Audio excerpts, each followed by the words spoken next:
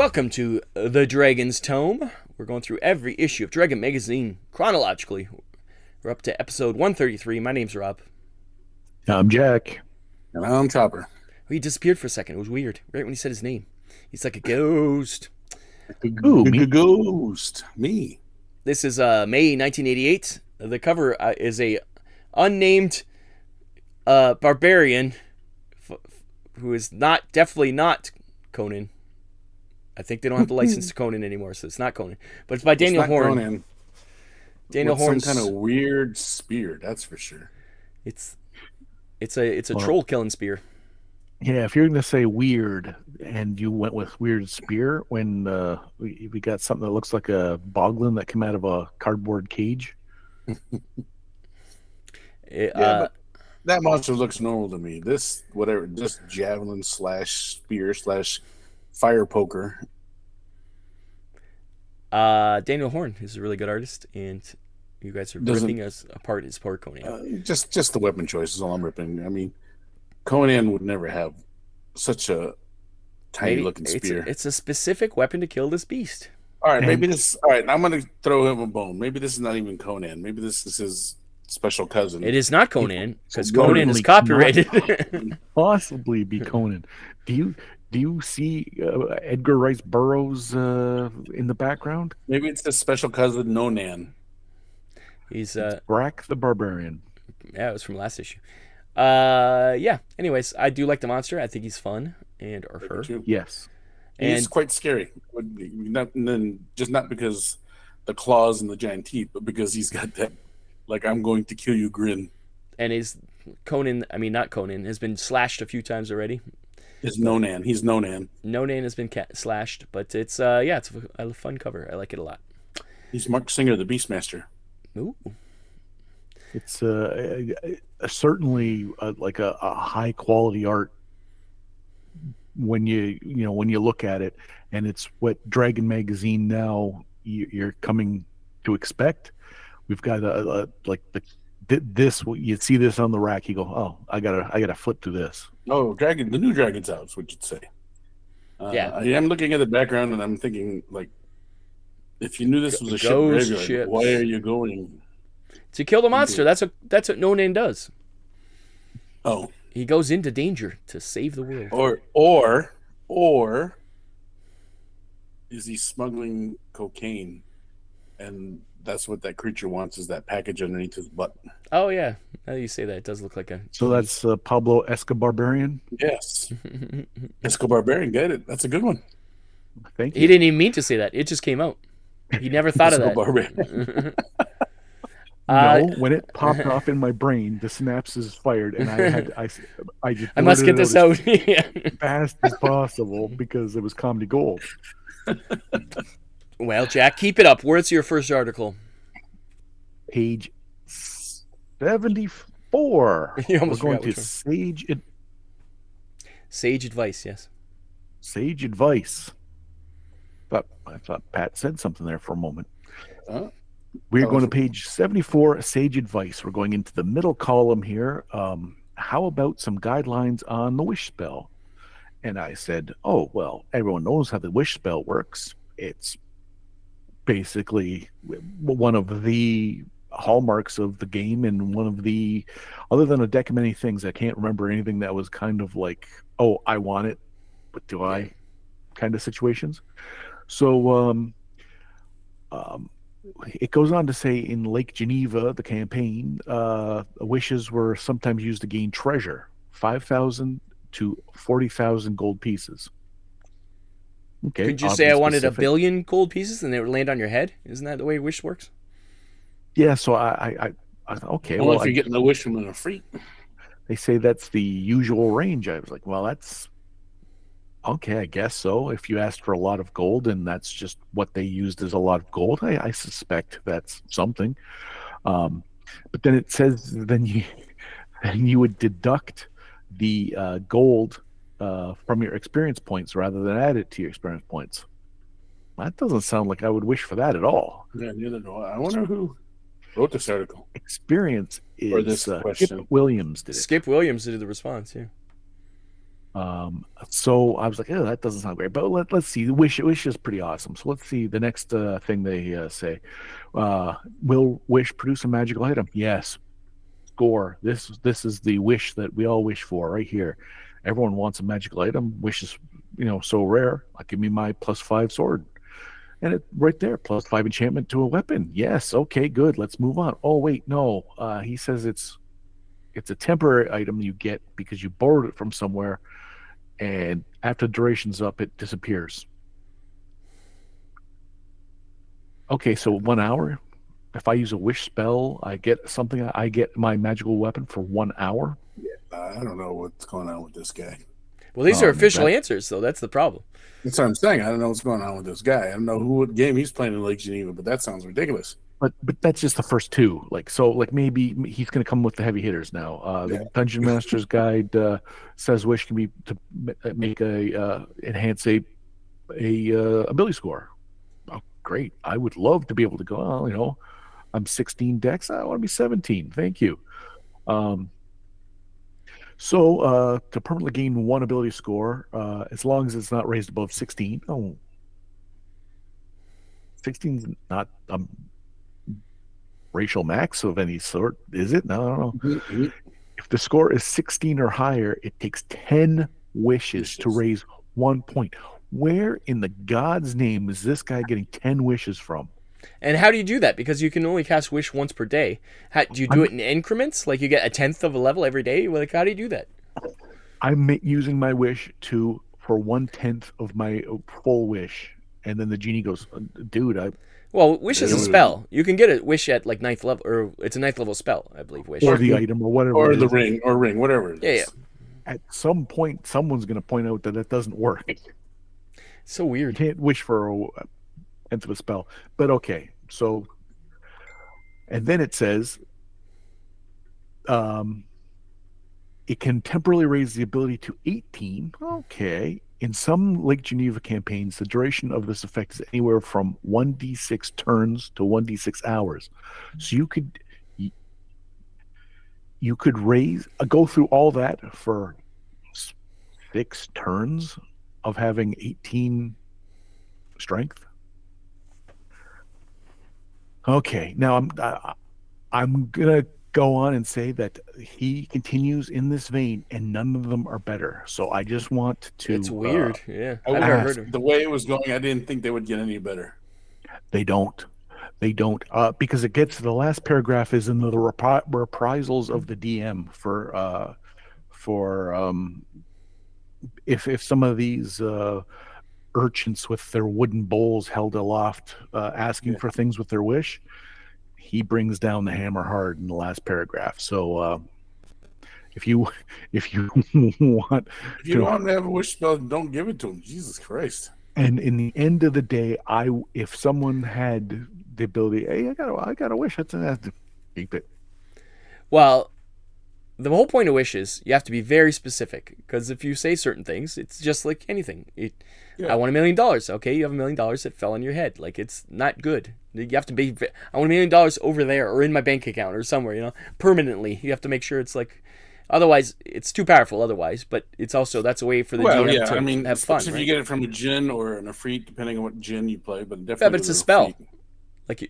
That's rare for those guys. But the Efreet, though, they go out of their way to make it bad. I think it should be anyways for anything, because otherwise you have a spell every day that you could be a god, right? So it has to be very specific. And like Jack said, so scary that maybe I don't want to use this because I'm scared that it might turn on me. Yeah. Well, that's when you use the first edition spell failure percentage that comes with the intelligence score. No, but wish is a spell, so you got to make sure you can use it. But it's like they really try to nerf wish right here, and I've never heard of this, so I don't think it's not even nerfing wish. This is just a plainly saying you can't have wish. Yeah, and basically. But the risk to reward was the fun part. Yeah, in my mind, the risk, like I mentioned, the deck of many things. The risk to the reward in the wish spell was a game of chance with you, between you and the power of will of. If you fought hard for the wish spell, sure, but if you just it's a spell. You get it. You can choose that spell. You can get items that have wish, and you can fight for. Yeah, but that's different. That's fine. That because they're limited, but you have a spell that you can use every day. So that's way too powerful, right? So they had to limit it some way. But the point was, it used to be limited by the GM saying, "Oh yeah, you sure you want that?" His power of pedantry. You have to be pedantic, because if you're not, you have to spell it out. You have to have like a contract with your wish, and say it correctly when you read it too. I said every last syllable, didn't I? Yeah. Pat, what's your first article? 10. 10. I have 10 articles. First of 10. No, I have no 10. I have little articles here. This is how I was scraping the bottom of the barrel with this. I was like, The Ecology of the Carnivorous Rapes by David Howery. Poor guy's got an arrow.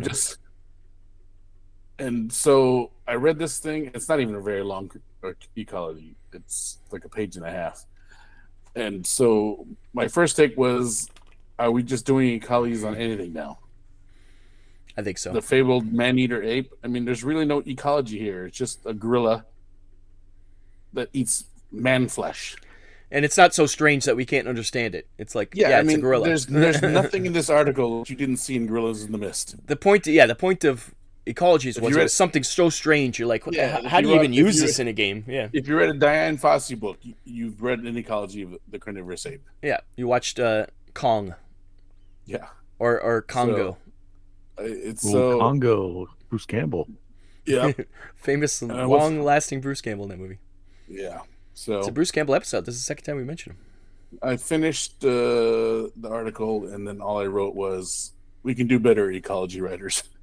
We could do better. I will only go so far as to say, at one point it mentions the carnivorous apes can be have white fur, and I'm thinking, that's a Yeti. Then it dawned on me, like, he's making the carnivorous apes Sasquatch, Bigfoot, like Yeti, but he doesn't go out and say it in so many words. So yeah, I mean, I was like, hey. I'm sorry, David. You already have something called that. It's called the Sasquatch, and there's a Bigfoot. If someone said, "Hey, we need an ecology," you could have done better. He probably had the ecology of the Sasquatch, and they're like, "We already did the Yeti." We'll call it a carnivorous ape, but I was just like, it's not even that though. It's not even. If you read it, it literally just talks about anything you learned about gorillas in the zoo. Yeah. Or Jane Goodall's Gorilla in the Mist. It doesn't make sense. It's a strange choice for an ecology. I guess it's up to me, right? We're around to me. Let's go to page 14. Notice anything different? It's Innocent Eye. It's by Thomas Ruddick. And this is adding perception checks to AD&D. We play many games with perception checks, like Cyberpunk. I almost did this, but Call of Cthulhu. Too much for me. We have all these things in all the other games, but they're trying to add that to another whole stat, like another one of your. How many stats are there in D&D? 7. Well, this is like the adding the colonist score. Yeah, just trying to make it more complicated. But so they eventually add it. Do they add perception to D&D? They add perception and then eventually passive perception. Not as a check, not as a stat, though. It's like a skill. Not as a stat, but I mean as a yes. They have skills. I mean, eventually, version 3 has skills. When you get skills, then you get perception. So, but in second edition and first edition, you don't have the perception score. Well, because it's easily done, because you have something called intelligence or wisdom or anything else that you could just use as perception, like wisdom. Just make a wisdom check. But his argument with the intelligent wisdom is just kind of hearsay. Or it's weak, in my opinion. Instead, let's just add a whole new stat line. Like, you're going to do this. His argument for using the intelligence score or the wisdom score is weak. Using against it, just roll. It's a weird thing. D&D is not so crunchy that you need to have a check for every little thing. It's not like Call of Cthulhu. We have so many skill lists, or Cyberpunk, all those games. Or White Wolf, or any, but that's where the RPGs evolve to eventually. Yeah, skills. But you can't go backwards. D&D is D&D. You don't need to make it those other games, because there's things like they says even in this RuneQuest. RuneQuest does that because that's called Cthulhu. It's same. It's Chaosium's basic role playing. I think that's their name of their system. It's the same as called Cthulhu. So, Yeah. so if you want to play that, play RuneQuest. He calls it an ability score called Spot Hidden. It's a skill called Spot Hidden in RuneQuest. Yeah. If every game starts taking little bits and bobs from every other game and they're all doing it, they all get samey. And Dungeons and Dragons started in a different spot than, say, Call of Cthulhu. Yep. And to try and port all the stuff over kind of defeats the purpose of playing Dungeons and Dragons. Yeah. There's nothing to be gained from it, but you're starting to lose. Yep. The special. And that's exactly what happens with 4th edition. That's exactly what happens with 4th edition, where you lose what makes D&D D&D, and then 5th edition kind of turned it back around. It's more like 3rd edition. So, and even 3rd editions is getting a little too far into those non-combat skills and things like that. So, but that's the whole thing with D&D's advancement, was always trying to keep it D&D, right? And they failed with 4th edition, and I think 5th is fine. We'll see how 6 goes, because it doesn't sound great from this point of view. But or D&D 1, well, whatever they're going to call it. Yeah, they have different names all the time. Beyond 24. I mean, again, I've said this many times. I mean, pretty much 2nd editions were. I stopped playing D&D. I messed around with 3.5. Yeah, with some friends who were way. But I just feel like by the time 3.5 was out and 4th was coming, there were so many other better, at that point, RPG. Probably when Wizards of the Coast got a hold of it. Oh, yeah. There were so many better RPGs by then. I was playing like Shadowrun. Call of Cthulhu. Yep, definitely. There's an argument could be made for fucking Hero, but or even Marvel Superheroes. That character creation, I wanted to hang myself during Marvel Superheroes. Playing the game was fine. With the charts in Marvel Superheroes, that was the way to go. But it's like Jack said, don't try to reinvent the wheel. It's already it's what it is, right? There it is. But again, like I said, you can't go backwards. You can't change something that's been that way to match what's coming down the pipeline, you know? Yeah. So take your eye and shove it, Mr. Ruddick. It's not the Enterprise. You can't refit it. That's right. Ooh. Retrofit that deflector dish. I made a Star Trek reference. You did, and I backed you up with it. Well, that Star Trek were reference, funny, but no, it wasn't. It was just a. Moment you make a Star Trek reference, we have to go to the next person. So, Jack, what is your next article? Lower Decks. Let's beam me to the next one more article. season. Only one more season. Oh, yeah, that's true. That's true. Okay. If we could go to page 78, please. 87 it is. Wow, it's a barbarian with a bear behind him. It's not a barbarian. It's a wild warrior, but the berserkers. What's the difference between a barbarian? I will tell you. Let's cut to the chase right here. Hey, we don't need this because we have barbarians. Barbarians could be ported over. You just change the skin a little bit. Yeah. And yes, they fit. But what the author does is Tom Griffith. He does two things. He infuses a little extra like specific background that like little seeds of berserkers. Yeah, like a little flavor. But also then mechanically changes them so that they don't go into a rage automatically like a berserker. Like you watch D&D, they go, "I'll go into rage." It's like, okay, I guess that's how that happens. This has you have to do certain things to get into a rage. Yeah, that's kind of interesting. And then at the end of it, it gives you the benefit of the rage for these berserkers, but it also at the end of it has a range of things that you suffer penalties afterwards. That makes sense. You're exhausted. It's a full on. You could attack your friends. You can't retreat from battle while you're berserk. So I believe there's enough flavor in here. I was dubious, but this isn't just a barbarian. You can still port a barbarian. I would do it right now. But If someone says, "Hey, what we're it playing is a game." a better version of rage, not so much a better version of a barbarian. It's a better version of rage system. Rage. Oh, see, I didn't even think about that, but you're right. Maybe Yes. Tom actually made better something that needed to be better. Because you're right. And Because the just way it works now in 5th edition is just boring. It's just, yeah, I'm going to go in a rage. Okay. no one hits you. I'm raging. You're Yeah, why not. wouldn't you just always be in a rage? There's no You're no not. negative for it. You're not in peril. No one you love is in peril. Yeah. There's no. I guess the question to ask is, I know it's not now, but is the Berserker in the Fighter's Handbook? I don't think so. I had the Fighter's Handbook, and I don't think I'd have to go into the vault and get the packed up one because I don't have an open one to look. But Yeah, suppose I think it is just a barbarian that has. I don't think the rage was even in 2nd edition. I think that's later editions, anyway. no, I mean there was definitely no raging with barbarians on Unearthed Arcana. So this is actually a precursor to what barbarians become, really. So maybe he's just on the cutting edge. You know what? I came at this all wrong. I assumed that the barbarians in Unearthed Arcana could rage. I don't think so. Because of just osmosis through the that's in the zeitgeist now. That's but having never played a barbarian from Unearthed Arcana. Yeah. I don't think rage is there yet. No, I know for a fact it isn't because I played a barbarian from and I don't think it's in 2nd edition all either. I think that comes in 3.5. I might have given Tom some short shrift saying that all he did was make rage better.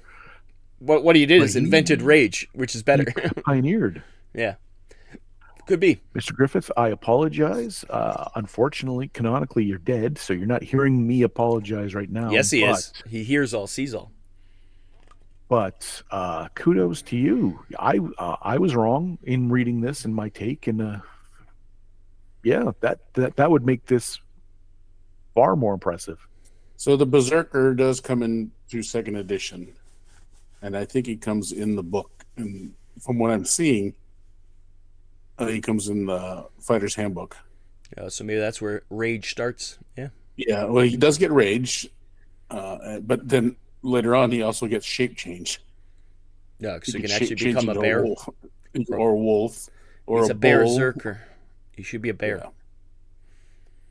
And then they have the why is the Berserker gang? Why is it one word? That's my question. Because it's almost because it looks like Berserk Kerrang. It's yeah. I think it's because we're using other languages in a kind of a pell-mell flippant way, but it does look like a berserkerang. Oh, you know what? It comes in the Vikings campaign source book in 2nd edition. Yep, that is one I never had, but yeah, it's one of the blue books. Yep. Interesting. Vikings. Mr. Tom Griffith does lay the groundwork for what will be good job. The 2nd edition. I hope it's on your tombstone. I hope on your tombstone it says created Berserkers. Patrick, what is your next? My last article. We're going to go to page 12 because I couldn't get anything else out of this. How bizarre. Bizarre. So here we are, just some new magic items that I like every once in a while. These just happen to be all magic quivers and arrows. It's a nice little list that expands the magic weapon list because if you go through the D&M's guide, it's very sparse. It's mostly swords. So it's nice to have some quivers and arrows. I do like the Fraif's magic quiver. Just got random arrows in it. You get random arrows. But the cool thing is too, if the quiver's been sitting for I think like more than a week, all the magic arrows lose their magicness and become just regular so you got to arrows. Use them or lose them. And then if you happen to get a arrow that's like plus something, the next arrow you use is the one less, and each arrow gets less magic as you use them. I do like the quiver of arrow storing because you can never have enough space. So anything that has a bag of holding in it is a-okay with me. The arrow storing, I think that holds 200 arrows.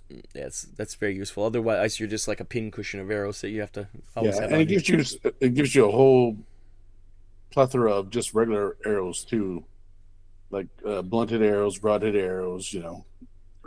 Vampire killing stake arrows. The wooden arrow. Mm-hmm. Yes. There's the arrow of sleep. It's good. That's a good one for shooting a guard while he's sleeping. Not only do you get to kill him, you might actually put him to sleep in case you miss his heart. Well, I thought it just kills people who are sleeping. No. But that's Bizarre the Bizarre.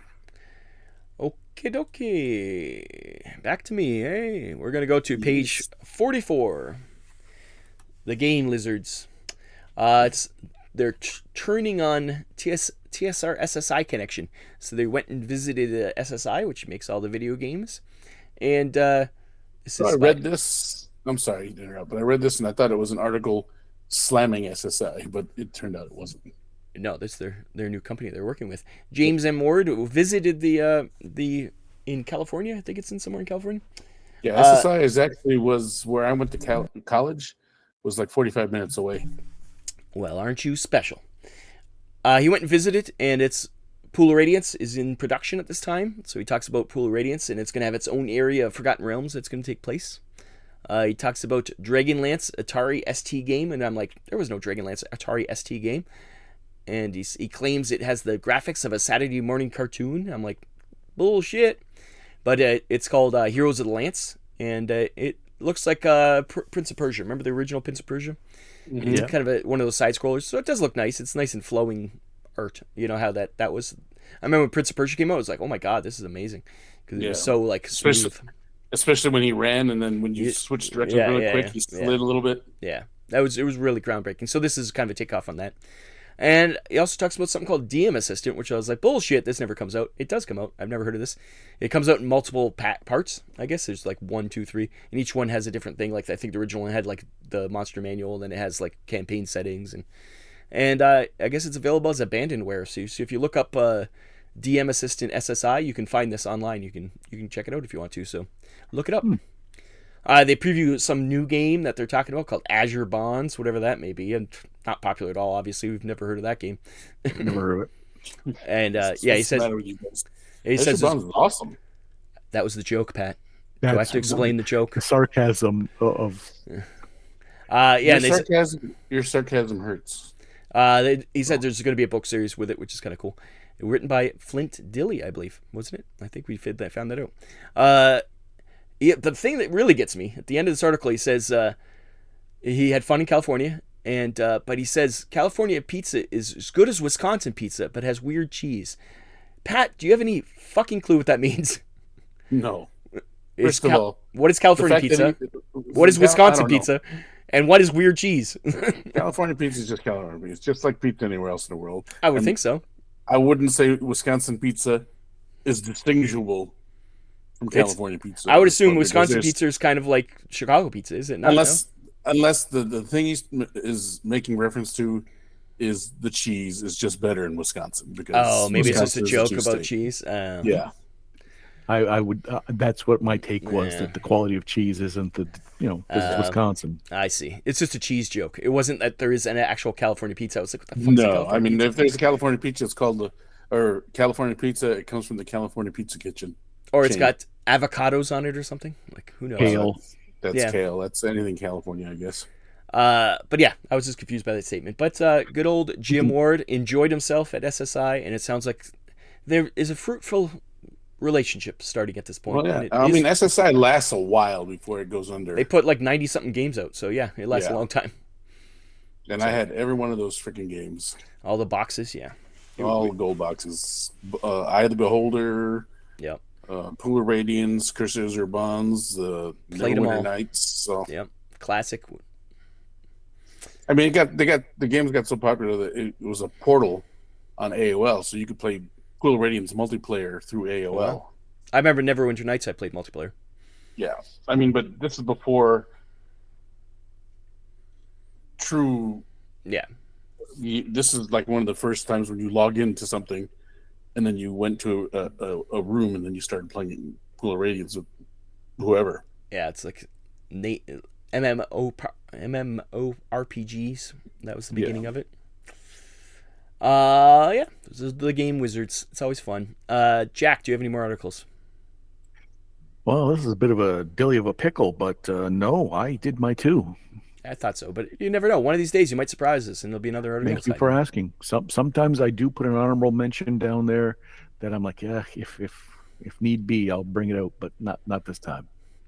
Patrick, any more articles? I am done. This magazine was a hard one for me.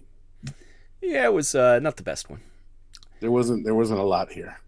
Let's go to advertisements then. Jack, what's your first? I think is this the one that came with the orc game? Yes. This has orc. What is it called? No, the last one. That was the last one. Yeah, that was the last one. So it wasn't so good that we didn't even talk about it. Yeah, the orc game was in the last one. That's right. Page 106. We are doing a Marvel Superheroes Adventure Game Books. Oh yeah. We've got Doctor Strange through 6 dimensions. Okay, that sounds reasonable. The Uncanny X-Men, An Excellent Death. Okay, Kate Novak, I see what you did there. Brian Novak's aunt. I see what you did there. One Thing After Another. Hey, there's 2 things fighting. Are these people just making puns and then making Marvel game books? And they're making fun of the fix, more importantly. To match the puns. And finally, As the World Burns, Spider-Man flying through space. Don't know. But it's written by Peter David. As the World Burns. Peter David, who is the... I wish I knew what that theme song sounded like. Oh, As the World Turns? Yes. Yeah. Yeah, these are like... at the time, a new popular thing that was coming out was solo game books, kind of like choose your own adventure kind of things. Adventures. That's what these are, I think. So fun times. We have Varney the Vampire, Brian Novak's aunt, Phil Spector, and Peter David, who is a very famous comic book author. So yeah, I think a choose your adventure based in the Marvel universe, and they've hit some of the big heavy hitters. There's no Avengers, so it's not perfect, but you've got the big ones. I think this time, was this the bad Avengers time, like the crossing and like not quite yet, I guess, but West Coast Avengers starts around this time, doesn't it? A little earlier, I think, but I think it's maybe not, maybe about this time, but yeah, I don't think it was the biggest Avengers. It was like when Jack's favorite Avengers were like Monica Rambeau as Captain Marvel and She-Hulk maybe, and what's his name, Black Knight and Cersei. I think that was a little later. Oh, like maybe a Moondragon in there, Hercules. Speaking of She-Hulk, I was just kind of rolling through Facebook earlier, and I know where this article clip came from, but it was She-Hulk had booty called Hercules, and then left him high and dry, all naked in the middle of the street because she went to go somewhere, looking for something they were looking for, and then Hercules was being all vulnerable. I feel so used. Oh, Hercules, the man whore. He's fun times. Anyways, yes, game books. Pat, what is your first ad? Let's go to page Dos Equis. Curse the Mummy's Tomb. Curse the Mummy's Tomb by GW. And then all I wrote was, is GW just vomiting games at this point? It seems like it, because there's so many games where like, I never knew this existed. Yeah, these are just board games. Another one. All right. There's another one. So...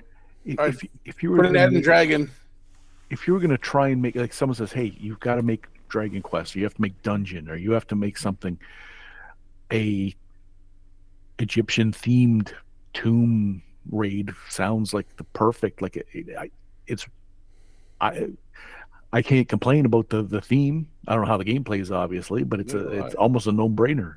I bet it's a roll and move. I'm just realizing now there are a lot of these board games that I don't know from GW. Just because they vomited so many, they probably just went straight to the back room after. Before they were like, let's not make board games anymore. Like, Fantasy Flight can make all our board games. Why are we doing this? Oh, this is way before that. I know, but that's my point. Not really that far. It was the 90s. Because Fantasy Flight then does take some of their back catalogs like those Feudal Knight game that I didn't know existed. Yeah, they take over all the board games so that GW can Yeah. focus on 40K and fantasy at the time. But there's enough in this ad that would pique interest. Like it's got like you build the game board 3D. Well, especially if you're in the GW world, you're probably like, oh, this just looks cool. Yeah. It's got metal models, stuff like that. I wonder if we're saying we didn't see it and we're kind of, being aloof about it. I wonder if there are UK or like our English people that are watching this that are going, no, that was my childhood. Yeah, it's probably like the same way we feel about some games. It'd be like, oh no, this is super fun. Yeah, could be. If you played Curse of the Mummy's Tomb, please comment below. Yeah, I'm not gonna say it could be horrible, but again, I feel like every time we look open Dragon Magazine, there's a new GW board game. The funny thing is, it's the Pyramid of Khonshu, which is Moon Knight's god. Oh yeah, and like Stan Lee said, every board game is someone's favorite board game. Every board game is someone's first board game. It's true. Everyone's street hockey is someone else's. Everyone's board mom game and pop is grocery store. Someone's girlfriend. Exactly. You never know. Ads. That was Pat, so it's to me, right? What do I got? We're going to page 27 because, boys, I have a question for you. That's my last ad. Expert paint set. Is this the invention of washes? Is this the first time there's inks and washes? It seems like it to me. If according to my wife, washes. Well, I mean, for miniatures, glazing have been around for a while. Obviously, but for miniatures, I'm saying. Because the way they're describing it is, it's like this is a brand new thing nobody's ever thought of. I think that their formulations and their uses might be new, and definitely look what you can do in 3 easy steps. Like anyone can do it. It's right there. That's why it's nice that they gave the mini a paint guide in the ad. But I will say, I don't think back in '88, I don't think this was brand new because I was doing this stuff when I was painting figs back in that time. You did washing and shading? Washing. I just washed. I didn't really. And then. And glazing? I don't, This is pretty much the, what are they called? The speed paints of the day. This was right back then. Yeah, roughly. It definitely was a like a magic in the bottle situation where you've painted a good mini and it's like it just needs one thing, and a lot of times the wash is that one thing that ties it all together. Because I definitely remember painting miniatures that looked like number 1, and then washes came along and you paint miniatures that looked like 2. Like it was a big difference. I mean, a friend of mine who was a really good painter, he showed me how to make a wash by just using regular paint and water. Well, obviously, that's for poor people who can't afford Citadel paints. You may be right in that GW said, "Well, why don't we just make wash for people?"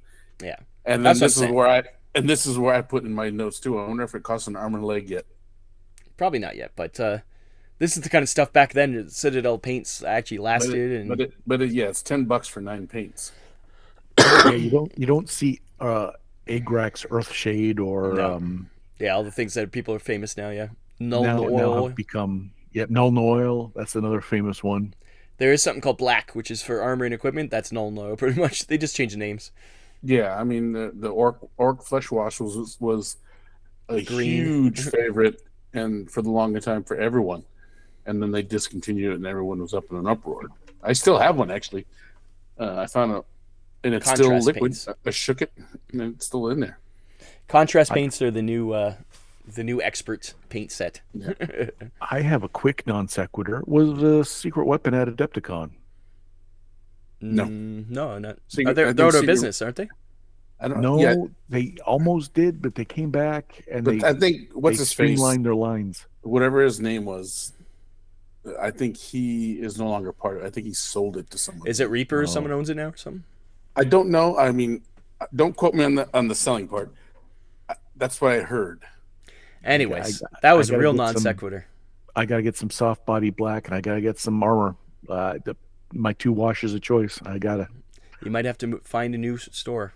Monolith is very good. Change.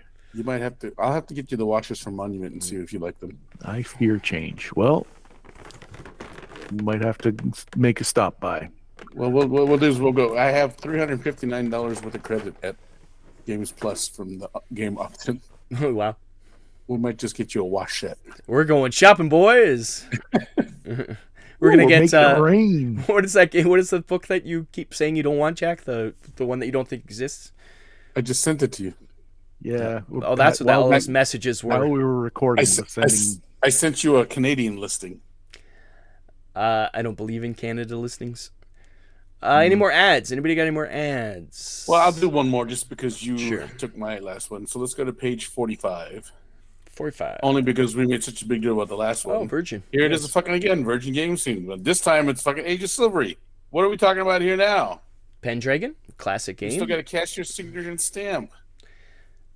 This one's by Ice, so now we're actually seeing games from other people like Chaos. Not just it's Chaosium and Ice and Wotan. I've never even heard of Gibson's other than the steakhouse here in Chicago.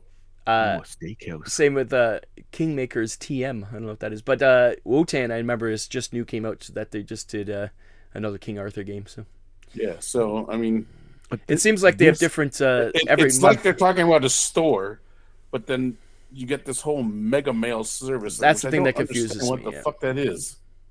They do like an old English poem that tells you to take the ad, and it's the same cross promotional thing. Get a cashier to stamp your thing.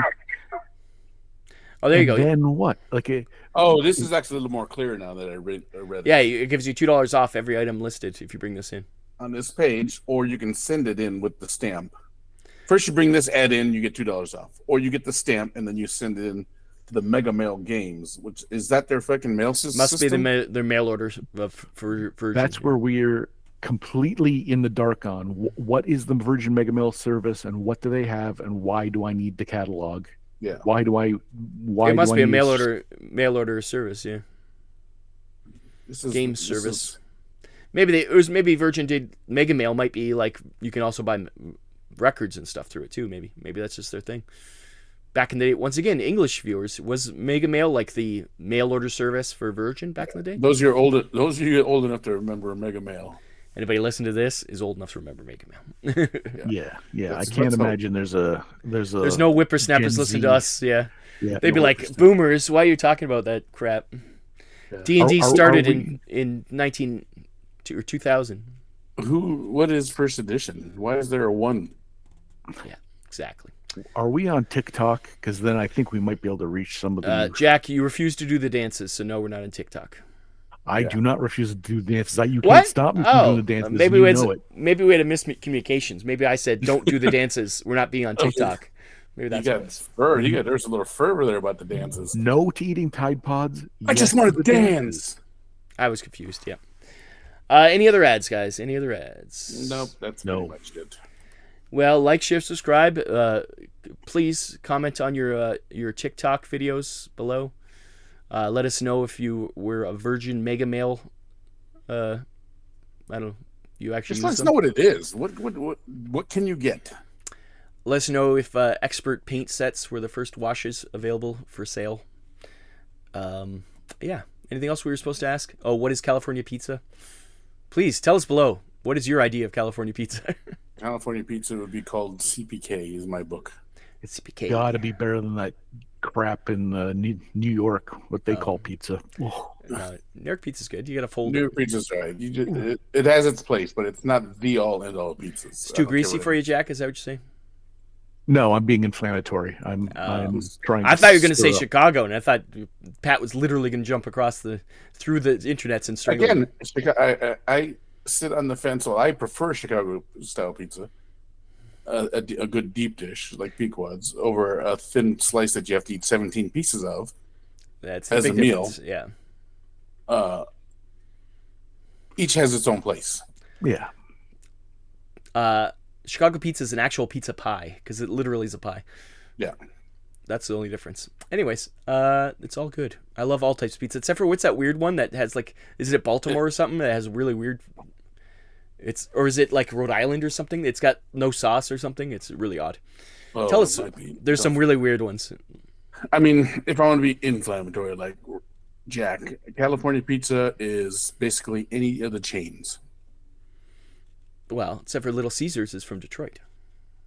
But it'd still be considered California pizza because it's a chain. You think just any fast food pizza? Any chain is what I would consider a California pizza. Because it's plastic. So, Round Table, Me and Ed's, California Pizza Kitchen, Little Caesars, Pizza Hut. So you're saying that there's not a distinct Domino's, California pizza, but if you're thinking California pizza, you think chains, plastic. That's the okay.